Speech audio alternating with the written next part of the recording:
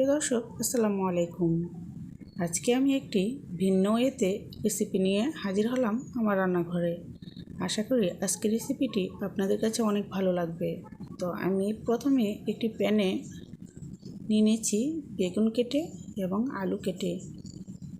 তারপর দিয়ে দিলাম রসুন বাটা, হলুদ, মরিচের গুঁড়ো, তারপর ধনিয়ার গুঁড়ো এবং জিরের গুঁড়ো, তারপরে স্বাদ মতো লবণ। এবার দিয়ে দিয়েছি মাছ ছোট ছোট পিস করে কেটে।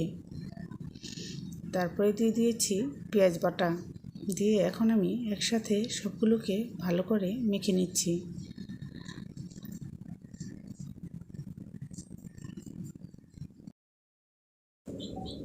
এবার দিয়ে দিচ্ছি পরিমাণ মতো তেল। আর যারা ট্রেডিশনাল ওয়েতে রান্নাটা পছন্দ করেন তারা ইচ্ছে করলে তেলটাকে এখানে স্কিপ করতে পারেন। এখন ভালো করে মাখিয়ে সামান্য পানি দিয়ে আমি কিন্তু চুলায় বসিয়ে দিব আর একটু পরপর নাড়াচাড়াতে রাখবো কষানো পর্যন্ত। আর ভিউয়ার্স, যারা আমার ফেসবুকে লাকিস ডেইলি কিচেন অ্যান্ড ব্লগের ফলোয়ার ছিলেন, আমি কিন্তু কিছুদিন হলো একটা কারণে পেজটিকে ডিলিট করে দিয়েছি। এখন নতুন একটি পেজ খুলেছি, ওটাও কিন্তু Lucky's daily kitchen and blog নামে। আপনারা ওটাতে ঘুরে আসতে পারেন। তো এখন কিন্তু দিয়ে দিচ্ছি পানি।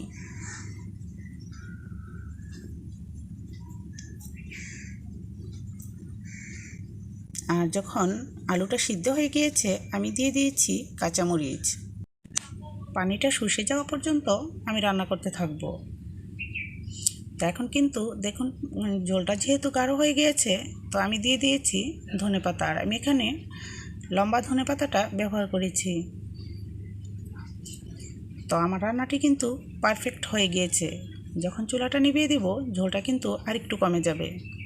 তো ভিউয়ার্স, এটি কিন্তু খেতে খুব টেস্ট, আপনারা বাসায় ট্রাই করতে পারেন। আর যারা তেল পছন্দ করেন না তারা তেল ছাড়াও কিন্তু এই রান্নাটি করে নিতে পারেন।